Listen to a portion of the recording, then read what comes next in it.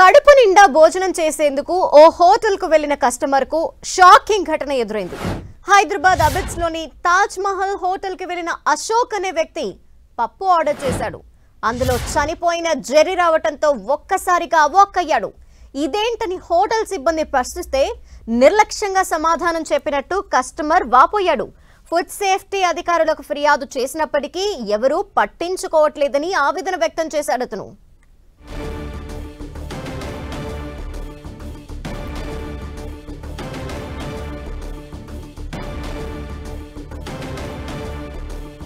మనం పప్పులో చనిపోయిన ఆ జెర్రీని చూస్తున్నాం. హైదరాబాద్ అబిడ్స్ తాజ్ మహల్ హోటల్లో అశోక్ అనే వ్యక్తి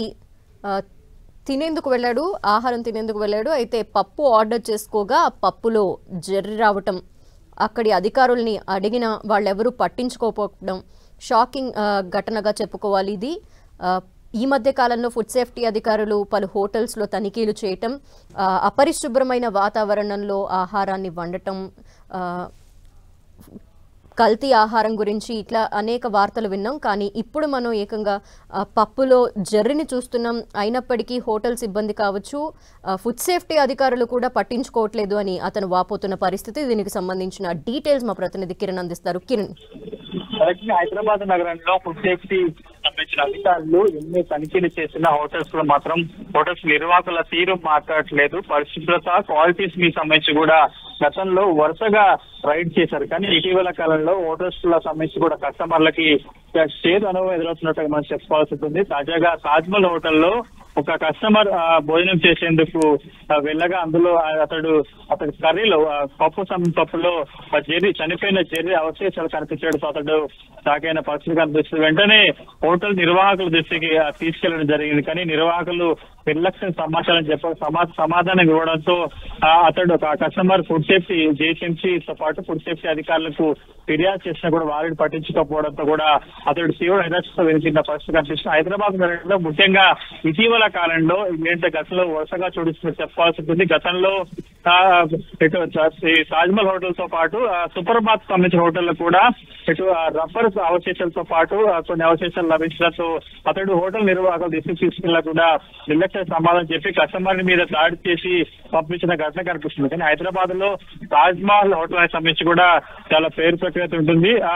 24 గంటల పాటు కూడా కస్టమర్లు అల్పాహారం తీసుకున్నతో పాటు వివిధ సంబంధించిన వారు ఫ్యామిలీస్ తో వస్తుంటారు. కానీ అంత బ్రాండ్ ఇమేజ్ ఉన్న తాజ్ మహల్ హోటల్లో కూడా ఇలాంటి ఒక వెలుగు చూడడంతో కూడా ప్రస్తుతం కస్టమర్లు కూడా కొంత విసుకున్న పరిస్థితి కనిపిస్తుంది. ఈ ఘటనకు సంబంధించి అబిడ్స్ లోని తాజ్ హోటల్ సంబంధించి కూడా వెళ్ళినప్పుడు అక్కడ దీనికి సంబంధించిన కస్టమర్లు హోటల్ నిర్వహించిన కూడా దీనికి నిర్లక్ష్యంగా సమాధానం చెప్తూ దురుసుగా వ్యవహరించారంటూ కూడా సదరు కస్టమర్ వాపోయిన పరిస్థితి కనిపిస్తుంది. ఇప్పటికే హైదరాబాద్ నగరంలో ఇక హోటల్స్ తో పాటు రెస్టారెంట్ సంబంధించి కూడా క్వాలిటీ ఫుడ్, శుభ్రత మెయింటైన్ చేయాలంటూ కూడా ఆకస్మికంగా తనిఖీలు చేస్తుంది ఫుడ్ సేఫ్టీ అధికారులు. కానీ ఇటీవల కాలంలో కొంత ఫుడ్ సేఫ్టీ అధికారుల తనిఖీలు కొంత తగ్గిపోవడంతో కూడా మరొకసారి హోటల్స్, పేరొందిన రెస్టారెంట్ లో కొంత నిర్లక్ష్యంగా కస్టమర్ల పక్షాన వహిస్తున్నట్టుగా మనం చెప్పుకోవాల్సి ఉంటుంది.